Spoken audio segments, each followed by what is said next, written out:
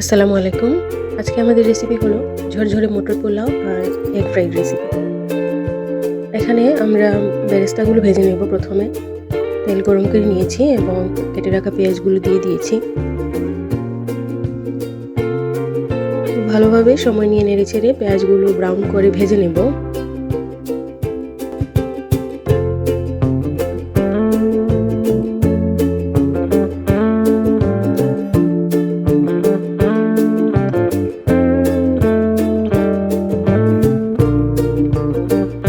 বেরেস্তা করাটা খুবই ধৈর্যের কাজ।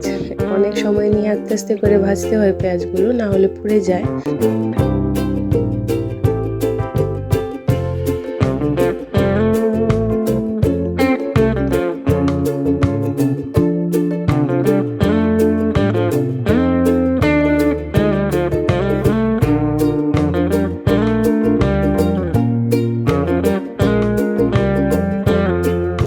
এখানে গোল্ডেন ব্রাউন কালার হয়ে আসছে।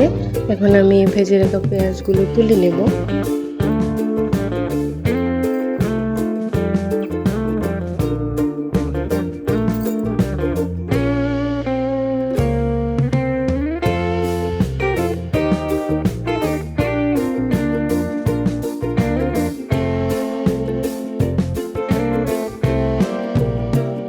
এবারে আমি পোলাওয়ের জন্য বাগারটা দিয়ে দিব। এখানে আমি পেঁয়াজ কুচি, গাজর কুচি এগুলো দিয়ে বেরেস্তার তেলটাই আমি ইউজ করছি, কারণ ওইটাতে বেরেস্তার ঘ্রাণটা থাকে।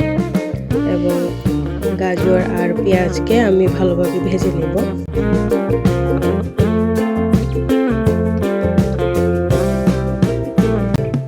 এখানে আমি পেঁয়াজের কাঁচা গন্ধটা চলে যাওয়ার পর আদা রসুন পেস্ট ইউজ করেছি। খুব ভালোভাবে আদা রসুনের কাঁচা গন্ধটা যাওয়াতে হবে।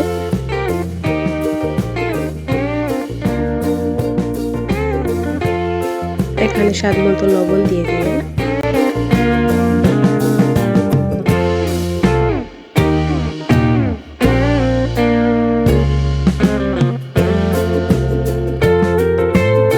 এখন আমি ঘি ইউজ করছি। এখানে আমি দেশি ঘিটা ইউজ করছি।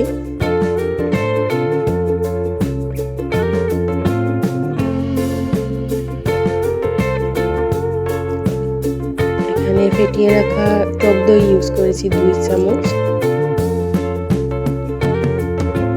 এবারে আমি সবুজ মটরশুঁটি, কাঁচামরিচ এগুলো দিয়ে দেব।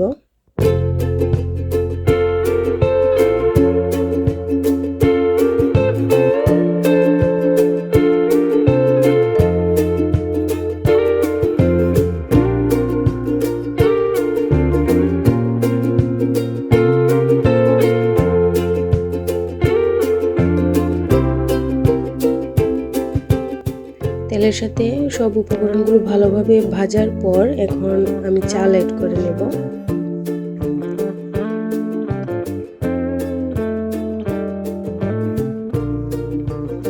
চালটা চিনি গুঁড়া চাল আমি আগে থেকে ভিজিয়ে রেখেছিলাম 20 মিনিটের মতো। তারপর ভালোভাবে ধুয়ে পানি ঝরিয়ে রেখেছিলাম।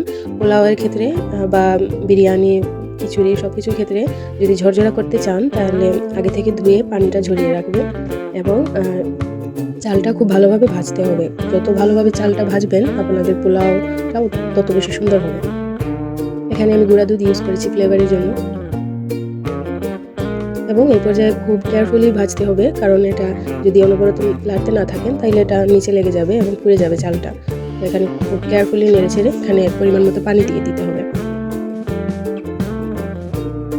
এখন আমি এগ ফ্রাইড রাইসের জন্য এখানে কড়াই বসিয়ে দিয়েছি।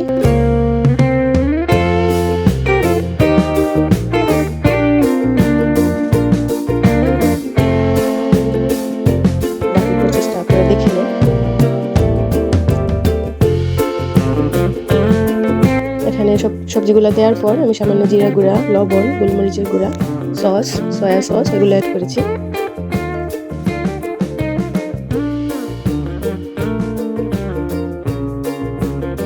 এখন আমি ফুটিয়ে রাখা রাইসগুলো দিয়ে দিব। আমি এখানে রাইসগুলো 80% পর্যন্ত সিদ্ধ করেছি, বাকি 20% এখানে হয়ে যাবে।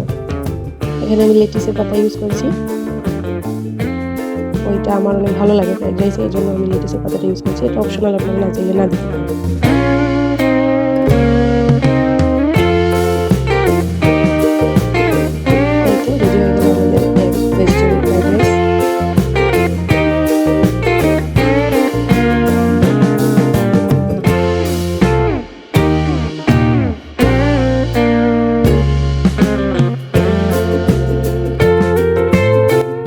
আজকের জন্য এইটুকুই। If you like the video, like, comment and share. আসসালামু আলাইকুম।